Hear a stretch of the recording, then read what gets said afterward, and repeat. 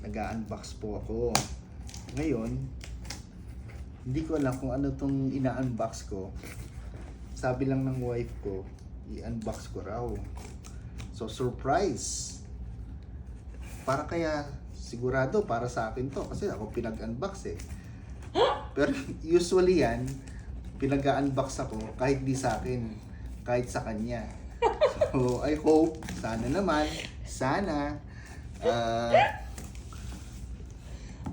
meron naman ako rito, may share naman ako. Naalala niyo yung in-unbox ko yung kanyang wallet. Taga-unbox lang ako. Pero nakuha ko naman yung luma. So, malalaman natin.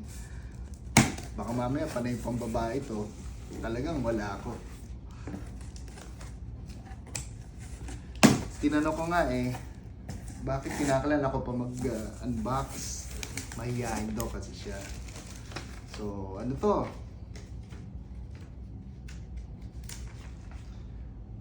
Shipping. Mahal ah.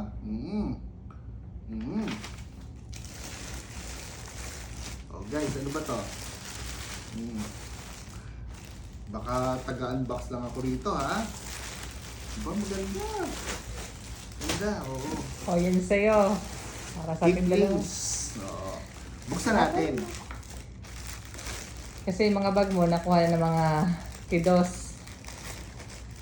Pag umaalis siya, saan ka nga nakalagay? Dati may mga bag ako. Ngayon, sis na ang gumagamit ng mga anak ko. Sa mga bagets. Nasa paper bag na lang yung mga damit ko. Nasa Carrefour.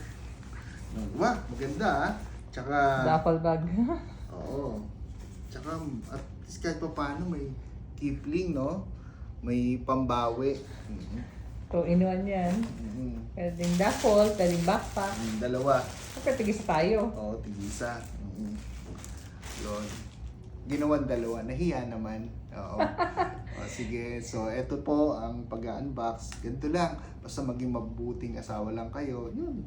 Naambo lang kayo. Instead na isa lang ang bibili niya, ginagawan dalawa. Tapos pag may wallet na bibilin, bigay sa inyo yung luma. So, ganun lang. Maging mabuting asawa lang kayo. So, eto. Yung buksan kong ano. Yan.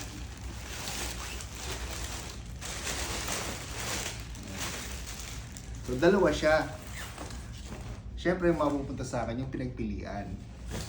Pili ka kung anong gusto mo. Abo. Parang panlalaki naman yan. Lahat na nga ng gamit ko, panlalaki. Tingnan nyo, oh. May unggoy pa, oh. Tapos, tingnan natin yung loob.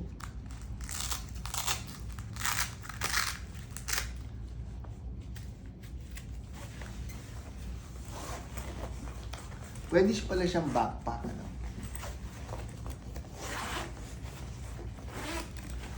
Yan, talagang mahal na mahal ako ng asawa ko, no?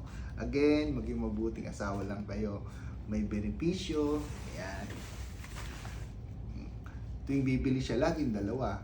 O, again, pag may bumili bago, yung luma sa inyo. Ganun lang, mabuting asawa. O, okay, so eto again.